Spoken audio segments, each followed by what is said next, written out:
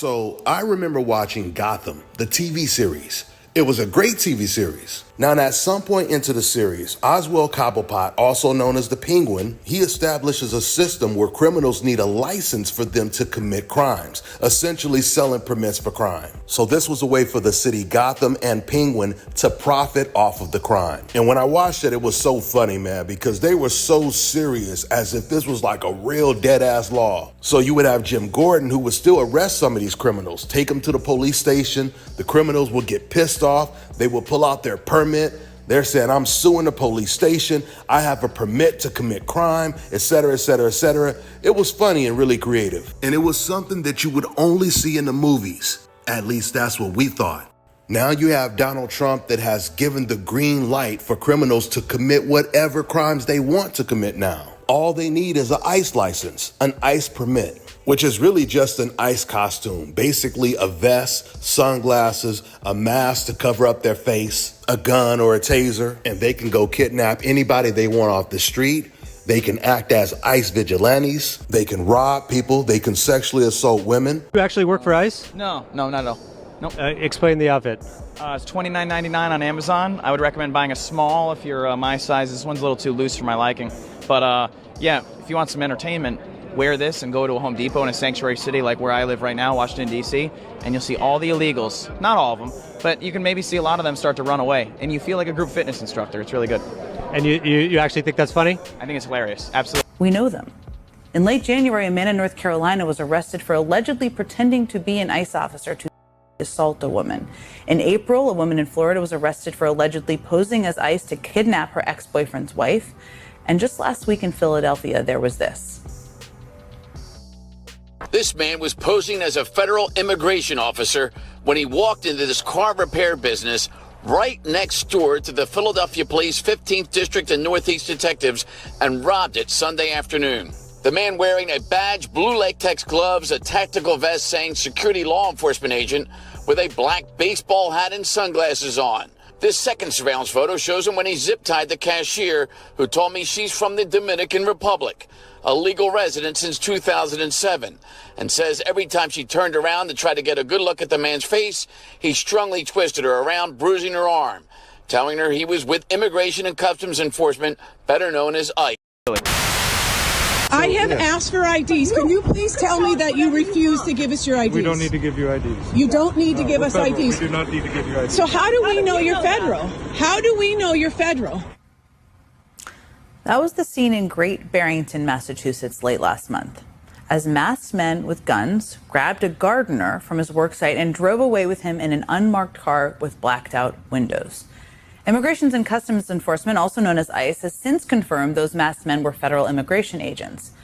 But at the time, there was no way to know that other than trusting their word. One of the witnesses who filmed that video later told the Washington Post, quote, "It could have been like a band of the Proud Boys or something." This is video from the LA Times last Monday, showing what witnesses say was an ICE raid in Compton in which officers arrested 5 to 7 people. I have to say, witnesses say it was an ICE raid because even more than a week later than when that happened, no federal agency has confirmed that the people in that video were theirs. And this is not isolated. I mean, all across the country, immigrants are being arrested by federal immigration agents who provide little to no identification and who are frequently masked. Unfortunately, we don't even have to speculate about the dangers of that practice. In fact, you have some white people that are so bold, they're not even wearing a mask. They're literally driving around looking for Mexicans to catch, to detain. And because the majority of white people, rightfully so, they are convinced that all the other white people feel the same way about Mexicans in this country, that they're literally searching for Mexicans on the streets like the Ghostbusters. And once they catch them, they call the police like, yeah, man, I caught me a Mexican, come pick him up. The man captured on video taunting a man in his truck on Sullivan's Island was given bond in court tonight. This video prompted a huge response on social media. You're looking at 34-year-old Sean Johnson. He was seen confronting the driver of a truck before taking his keys on Sullivan Island.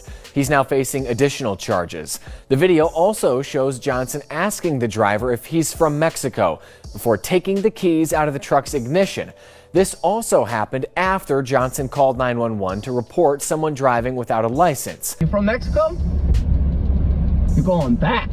A South Carolina man has been charged with kidnapping and impersonating a police officer after officials say he detained a group of Latino men in Charleston County, South Carolina. 33-year-old Sean Michael Johnson is accused of willfully and unlawfully presenting himself as an ICE agent and detaining a vehicle of individuals from moving, according to court records. Parking. No, you cannot drive, bro. You have not a license. You have no license. We're going back. In addition to taking their keys, Johnson also blocked the men's car with his van so they could not drive away, according to court documents. You know, if you don't have a license, you cannot drive a car. So fortunately for these Mexicans, this white boy, he was dumb enough to report his own crime and then do it without a mask. Because once again, he was so convinced that the entire country feels the exact same way he does about Mexicans. So this bad actor, Sean Michael Johnson, he made it crystal clear that he was targeting Mexicans, which further proves white people will never accept Mexicans as white, as much as some Mexicans want that acceptance. This guy, Sean Michael Johnson, he had no verification that these Mexicans were illegals. So it's not true at all when you hear some Mexicans say, oh, this has nothing to do with race. They're just looking for the illegals. And I'm not illegal, so I have nothing to worry about. Unfortunately for you guys that think that way, there are a lot of Sean Michael Johnsons across the nation that are wearing masks and are looking for Mexicans in particular, just like this man was. This also happened after Johnson called 911 to report someone driving without a license. We'll play part of that 911 call right now. 911, what's the address of the emergency? Yeah, this Mexican here, and he doesn't have a driver's license. I'm on Sullivan's Island. Okay, what's the address of the emergency? Address, give me just a second, sweetheart. I'll let you know. Okay. It's 2523 Ion Avenue. Okay, tell me exactly what happened. Well, I got this Mexican here, and he doesn't have a driver's license. Okay, is he driving or just walking around, or what's going on that you know he doesn't have a driver's license? He's driving. He doesn't have a driver's license. Yeah, he's illegal. Johnson was originally charged with 1 count of felony kidnapping and misdemeanor charges of impersonating a law enforcement officer, larceny, and assault and battery. He turned himself into police Friday night and was taken to the Charleston County Jail, but posted bond over the weekend. The Sullivan's Island Police Department says after continuing its investigation into that viral video, they obtained warrants charging Johnson with 2 more counts of kidnapping. Johnson then turned himself in again this afternoon and was taken back to the Charleston County Jail. Johnson appeared in bond court tonight. He was given a $200,000 surety bond split between those 2 additional charges. The judge ordered standard bond restrictions, which forbid Johnson to contact the victims or travel without 5 blocks of their workplaces, homes, or churches. And this is what a lot of Mexicans and other Latinos voted for. You voted for random white men to snatch you or your family members off the streets. And the real reason they voted for Donald Trump is because they felt that Donald Trump was just as racist to black people as they were. But because of their ignorance, they completely ignored the fact that Donald Trump, he kept telling you guys exactly what he was going to do to you guys in particular. What do you think he meant when he said he's going to order mass deportations? I mean, sometimes you just have to put 2 and 2 together. When you think about the fact that when Donald Trump first ran for office, what won him the White House was him promising to build a wall, was him promising he is going to keep Mexicans out of the country from migrating over. And then you fast forward to present day and he's talking about mass deportations. Do you guys know that Donald Trump, he told his ICE agents that he wants them to arrest 3,000 illegals a day. And this is the reason why the ICE agents are wearing masks. Because behind those masks are a lot of Nazis, a lot of Proud Boys, hillbillies from the South that just hate Mexicans. A lot of them are criminals. This is the reason why they don't have to reveal their identity. If Trump is pushing a quota of 3,000 illegals a day, that means he desperately needs enough ICE agents to detain that amount of people. And there's no way you're going to be able to get that many agents legally So that means you're gonna have to outsource.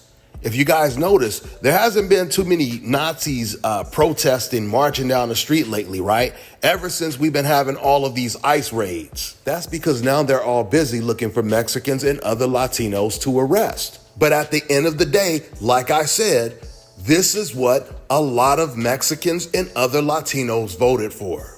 I'm Hispanic and I vote for Mr. Trump. We vote for Mr. Trump. Yes, Mr. Trump. We love you. We love you all the way to the White House. A wave of disappointment. One of President Donald Trump's most loyal voting blocs, Cuban and Venezuelan immigrants.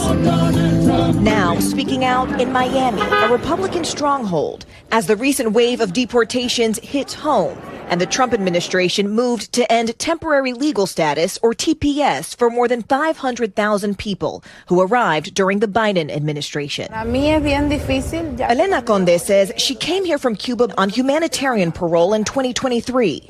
Her husband, Ariel Lara, crossed the border with Mexico twice, once in 2019 when he was detained and deported, and then again in 2022. 6 weeks ago, he was taken into custody at his residency hearing. ¿Qué pensaba que iba a pasar cuando ganó Trump? What did you think was going to happen when Trump won? You're saying you believed the president when he said he was going to deport criminals. Now, Elena is left behind with her daughter, 7-month-old son, and Ariel's 70-year-old grandmother, who has been a U.S. citizen for years. Your whole family voted for Trump. Lo apoyaba a Trump durante su campaña. Did you support him? Yo estoy fuera. You're outside of it. You can't vote. Pero te sientes decepcionada? Do you feel disappointed, deceived, engañada? Me siento mal porque sé que ellos creían en él. You feel bad because the rest of them believed in him. It's a concern Democratic strategists are capitalizing on, with billboards like these calling Republican lawmakers traitors. Still, here in Florida, Trump won almost 70% of the Cuban American vote in 2024, along with 61% of Doral, home to the largest Venezuelan American population in the U.S. They used us. He didn't use you, he told you exactly what he was gonna do to you. Hispanics like this lady right here, they already had their mind made up. It didn't matter what Donald Trump said, they were going to vote for Donald Trump no matter what. The majority of these Hispanics, they didn't even follow politics. The only thing they seen was a white man versus a black woman. And they knew from that point on who they wasn't gonna vote for, which is the exact reason why now when they're asking for black people's help and black people's support, you know my saying, nope. You know what that stands for? Not our problem, SA. That's all I got for now, guys. I'm on to the next one.